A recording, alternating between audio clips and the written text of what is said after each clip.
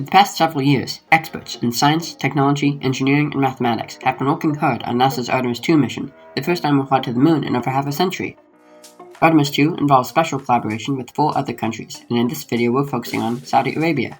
The Saudi Space Agency is sending a shoebox-sized satellite, known as a CubeSat, to hitch a ride aboard a ring that attaches the crewed ship, the Orion spacecraft, to the Space Launch System. As of a deal from a couple months ago, the Saudi CubeSat, like Artemis 2's other 3 CubeSats, will deploy in high Earth orbit and research space radiation. To learn more about space radiation and how it messes with that technology, see our video on the German CubeSat. More specifically, NASA says the Saudi CubeSat will also collect data on quote solar X-rays, solar energetic particles, and magnetic fields. You may be familiar with X-rays that human-made machines emit for medical examinations of bone structure, but X-rays are also constantly emitted by our sun. In fact, the sun emits all kinds of radiation, from radio to gamma rays. On what's called an electromagnetic spectrum, X-rays are the radiation with the second highest frequency, or second lowest wavelength, between about 0.03 and 3 nanometers, meaning sometimes not even wider than certain atoms. This high-energy radiation comes mostly from a hot part of the sun's outer layers, called the corona. Like ultraviolet and gamma rays, these X-rays would pose problems if we were constantly absorbing them, but fortunately our Earth's atmosphere protects us from this. Earth's magnetosphere also protects us from other radiation.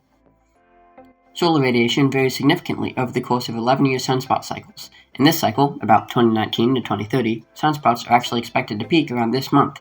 With each cycle, the sun's 2 magnetic poles swap, and there occurs what's called a solar maximum, when there's the most sunspots, and a solar minimum, when there's the fewest. More sunspots means more energy released from the sun that can cause us to see auroras, or even affect terrestrial electrical grids. Energy is released when too much stress develops in twists of loops or lines of the sun's magnetic field, constituted by certain movements of large amounts of charged particles. These energy releases can take the form of solar energetic particles, what the Saudi CubeSat's researching, which are high energy, meaning sudden, fast, and far-reaching. They are protons, electrons, and other charged particles emitted in solar flares or coronal mass ejections, and depending on their energy level, they can reach Earth in several hours or quote, in as little as 20 minutes.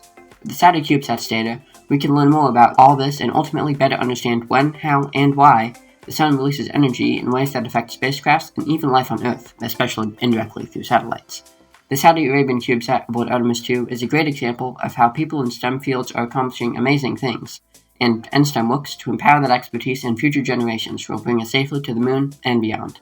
Contribute to this mission by starting the local NSTEM chapter or becoming an individual global member today.